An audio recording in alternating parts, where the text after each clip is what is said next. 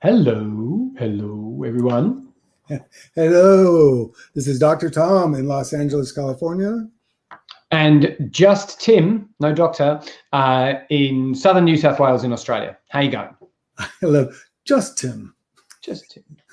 Just Tim. You're doing hieroglyphics. So it's a frame. It's a frame, just Tim.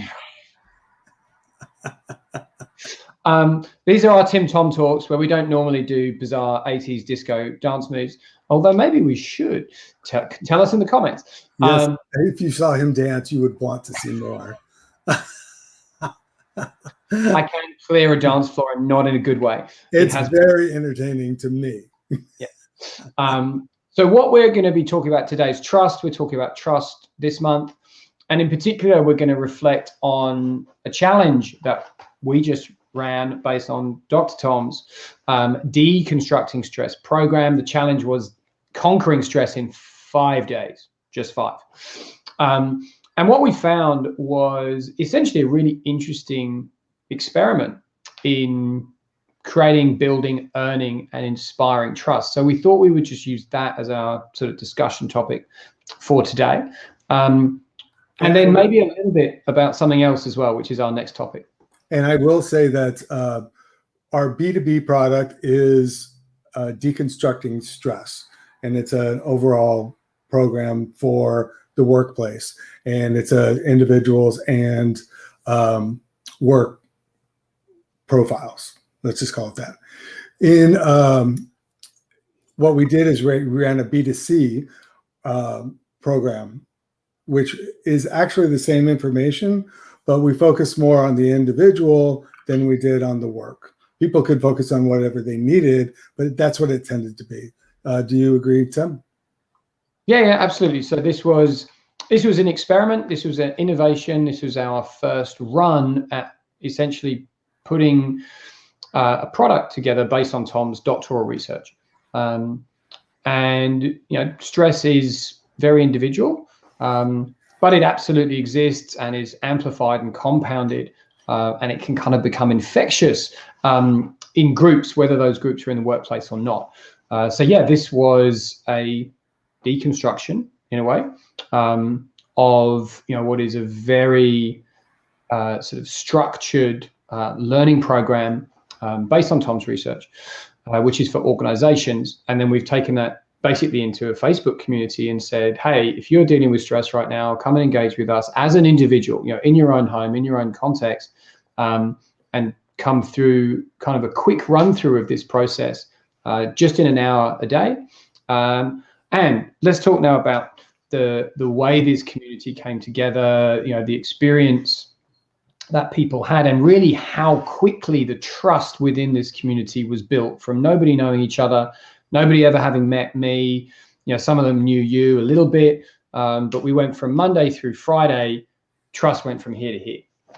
Yeah, and I think it even went from Monday and Tuesday. We did more of a broadcast.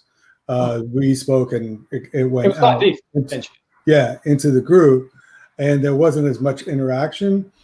Still, trust was built from the community, from the people, because it was a shared experience. And I think that's really where it started from. People started from, even though they were experiencing stress differently from a different place, it's all their own. They came for the common purpose. And as they got information, and hopefully what I conveyed was it was a safe space for them to know that stress is okay.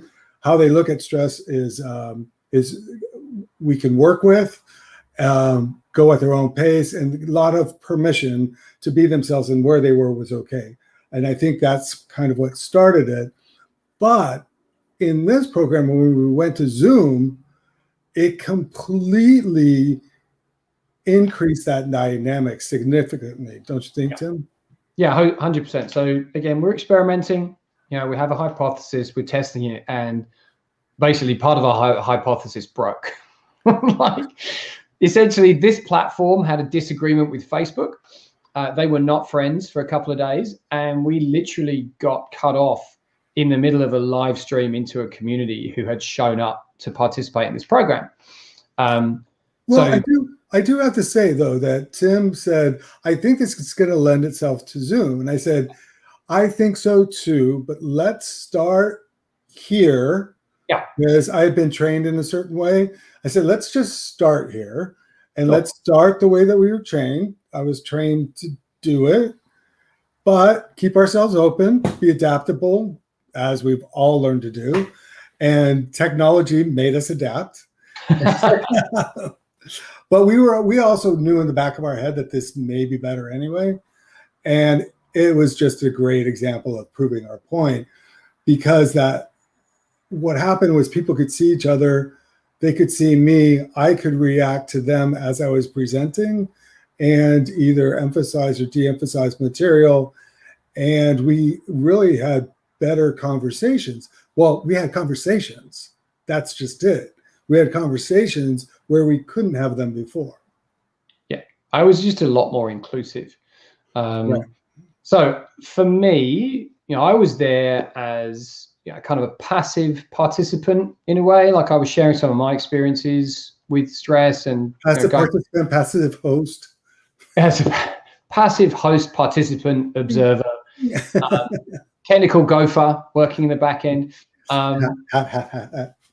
So over these 5 sessions, these 5 days, my observation of the drivers of trust were very familiar, right? Like we work with trust, we run programs building trust, we study how trust is earned, built, created, inspired. And there was a lot of these prevalent themes were there. So some of the stuff that Tom touched on just a couple of minutes ago there, I would put that in the authenticity bucket, right? People showed up as themselves in their own spaces. They were being very genuine, very sincere, and there was very little pretense in the way that everybody entered into this space and into this community. So authenticity, number one. Second one was compassion. A lot of this being driven by Tom, the way Tom sets the tone in this challenge and in the program overall. And people rose to that compassion and doubled down and added more compassion. There was a lot of care, really sort of bordering on love. And that is a really powerful mechanism for building trust, provided that it's authentic. And the third one was basically brain fail. That's so funny. I was like, I have 3, I have them in my head. The third one was vulnerability. There we go. I'm being vulnerable. That's what I was going to say. I was like, if I had to pick one, it would be vulnerability. So go ahead, finish your thought. Thank you. Brain fart, sorry. So the thing with vulnerability is that you have to be courageous to have it, right? And we know Brene Brown talks about this. So I could say courage, like the third one is courage. But I'm going to go with vulnerability because of what was shared. And you could see this building through the week to the point that, in the final sessions, like the stuff that people were sharing really was intensely vulnerable, and they were leaning into courage and displaying a lot of courage in order to do this. So I'd be happy to have a conversation about, whether it's courage that you need to get the vulnerability, and therefore vulnerability is almost like a product or an outcome of the courage. But those 3 things for me: authenticity, compassion, vulnerability. That's what I was going to say. And I would say that when someone is given permission and feels safe enough to be vulnerable, I found that their openness to seek and want help was much more profound than 100%. It was from the beginning. So that ability to actually seek assistance and seek knowledge or seek help was for someone, for a couple of people that I know are very independent in their thinking on the 4-quadrant scale of situational leadership. They would probably fall into the what's the one that's not? You have directive, you have the coaching, you have the one that's really free to do whatever they want. They're closer to there, but they really came down to, I really need help, and that I'm open to change and to being taught, which is exactly where you want to be when you want change. If you think you have it all handled, you're not going to be open to change. And when you're trying to develop a growth experience, especially in the workplace, you want people to want to change. And I think we really got there by the end with this. Yeah. So I think, so we were running a challenge on stress in the midst of a month focused on trust. So maybe there's a bit of confirmation bias in what we found, but you can read any of the research on trust, and you will find amongst a sort of a list of what you must have to build trust, these three things will be prevalent. A willingness to show up as your true authentic self, kind of a need to be compassionate and be empathetic to everybody and the shared needs of the group, and to have courage to be vulnerable, which is closely associated with being authentic. So where are we now, Tom? And this is the little kind of design segue, not too awkward, we hope, to talk about where we're at right now and what we're going to be talking about next month.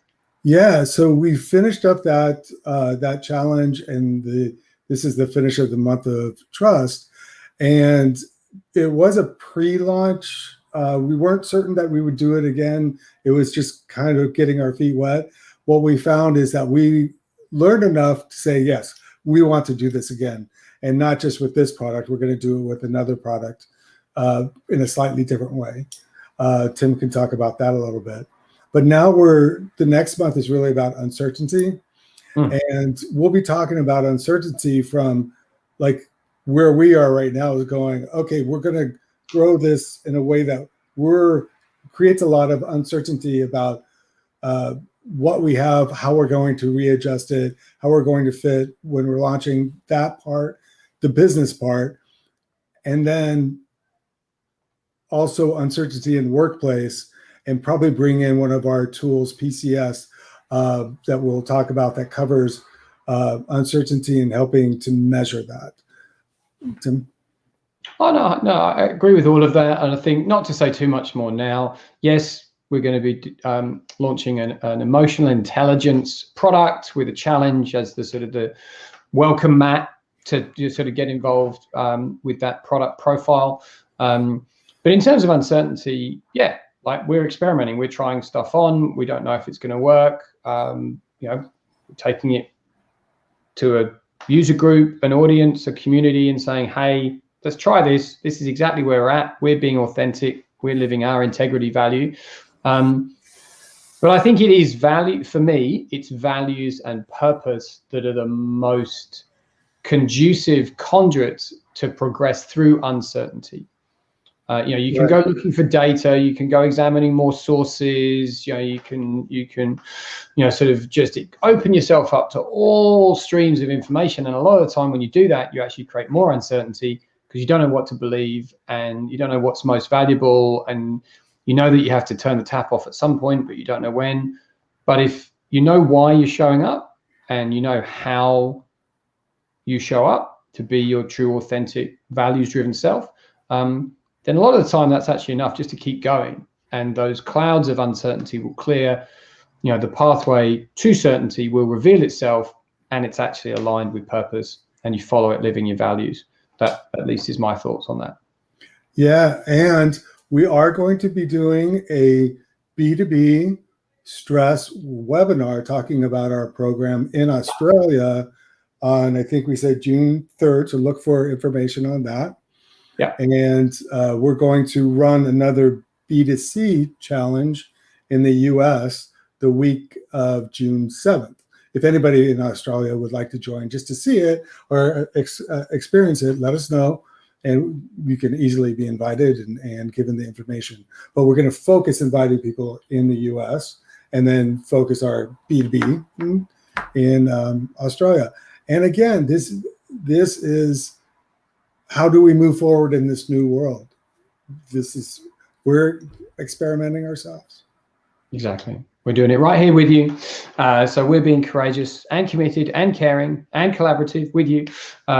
So as always, thank you for your time and attention. It's been a pleasure, as always, being here with you and with Dr. Tom, and we will see you again next week. Yeah. And remember, just like we're doing today, we almost passed on doing this session today, but we're honoring our commitments to ourselves to do this every week. So you do the same. You do whatever you're committing to. It's enough just to show up. Exactly. All right. See ya. Bye-bye.